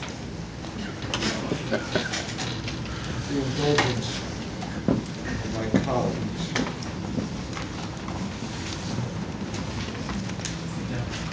I am going to, because we're not going to vote this in the consent, so I'm going to move to remove resolution number 10 from the consent agenda and relocated up until to now, quite frankly, rather than go to public comment on agenda items. So I've made that motion. Is there a second to that motion? Second. Okay. Any discussion? Is it clear? Is it clear what I've asked? No, discussion of the motion. Is it clear what I've asked? Okay. All in favor, so indicate by saying aye. Aye. Opposed? Abstentions? Okay. The resolution now is on the table for discussion. That's resolution number 10. Got that, Gina? Any comment from the board? I have comments, so I was going to reserve this for the end of tonight's meeting, but I think it's imperative to do it now, especially if it will sort of change the opinions of any of the board members that I serve with. So let me just give a little story quick. When I was coming here tonight, my husband, I was talking to him on my way to the meeting tonight, and he said, "Oh, do you think the Lorax is going to show up at tonight's meeting?" And I laughed a little bit, but I think that really happened tonight. I mean, if anybody knows the Dr. Seuss story about the Lorax who was in favor of saving the trees, I don't have it memorized, but I've read it many times. You know, I think that spirit was really emphasized with the comment that we had from folks tonight, and I was very pleased to hear from all the people who took time out of their evening to come here to share their thoughts with us tonight. So first and foremost, while I would not be opposed to taking a hard analytical look at our open space program to ensure that we are accomplishing our established open space goals as responsibly as possible, I am not convinced that the proposed funding cut of more than 50% from the voter-approved 4 cents to 1.5 cents is based on sound evidence that establishes the sustainability of the county's open space goals through 2018 and beyond. Most troubling to me is the fact that it is claimed that we have a $48 million balance.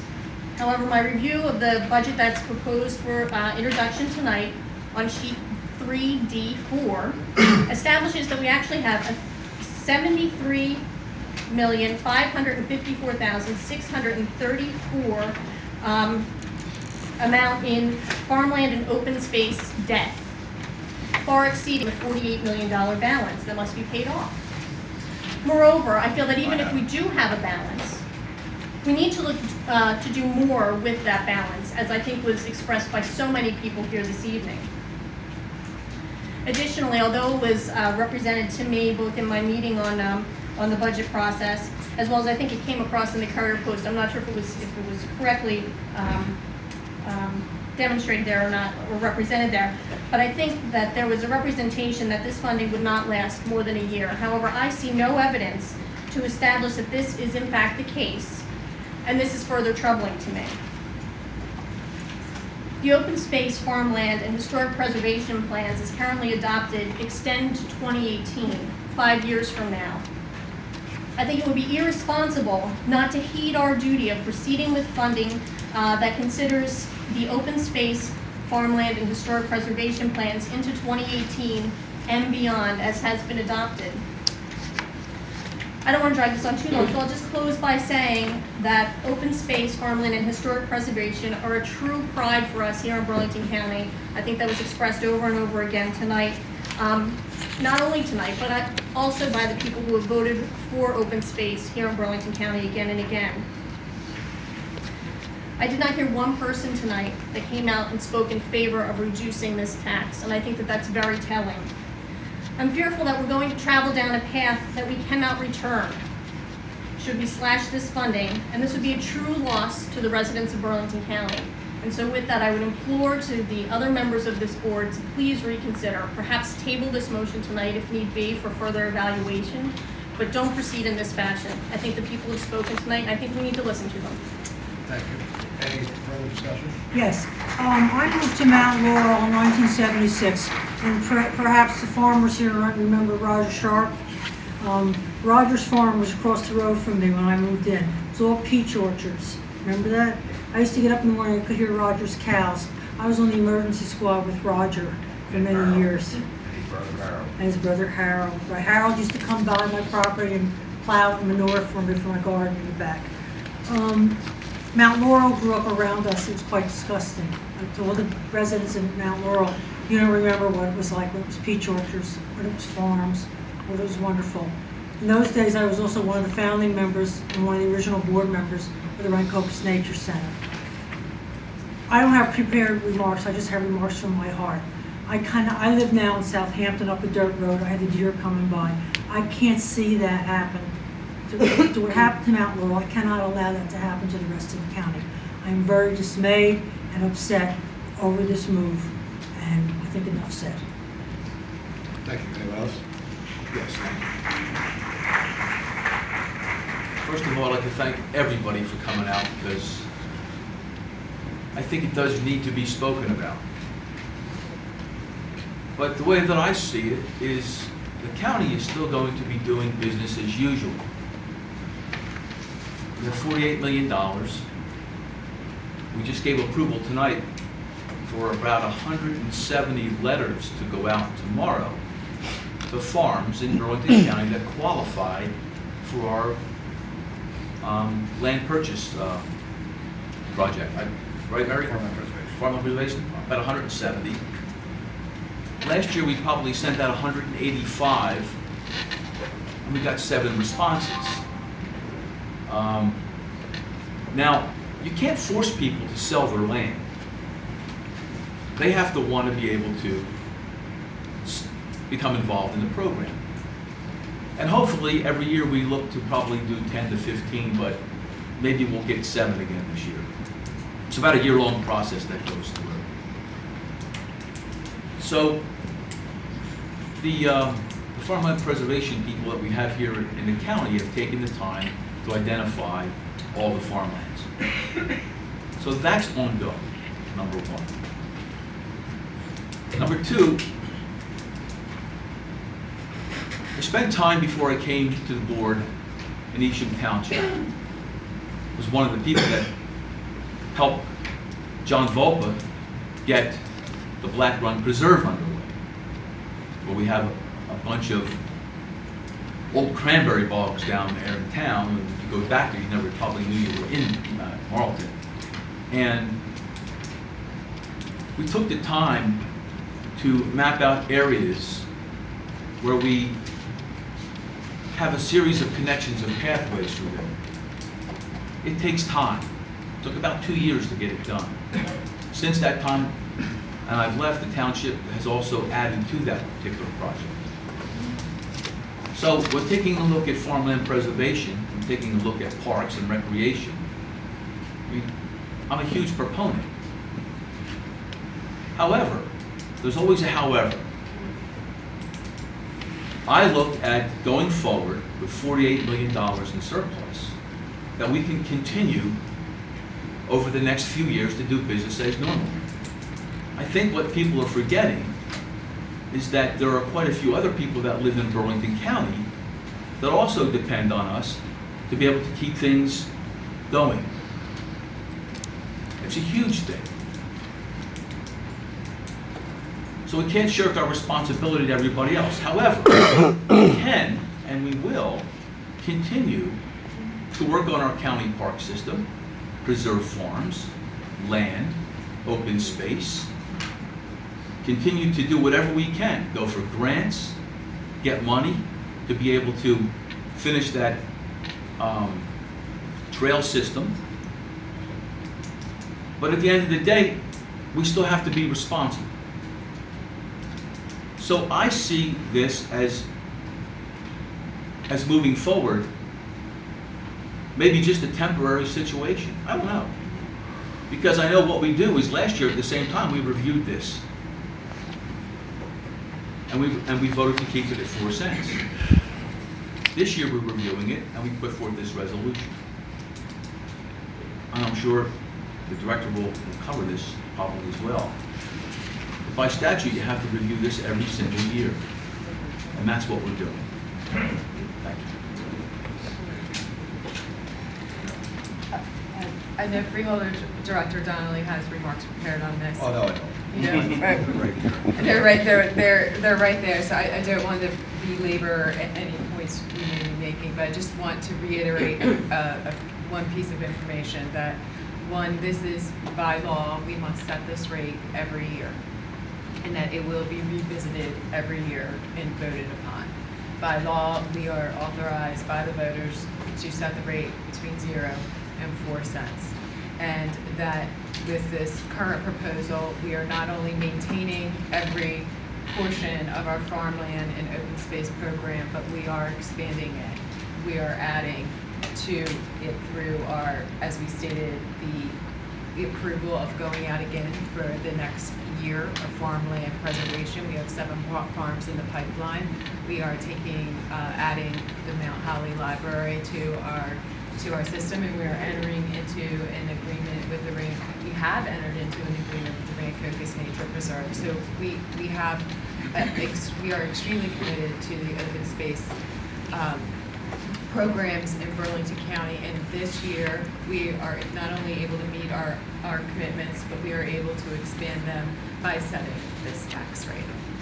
But thank you for coming out this evening. It is very important part of the dialogue that will continue every year. Thank you. Good evening, everyone.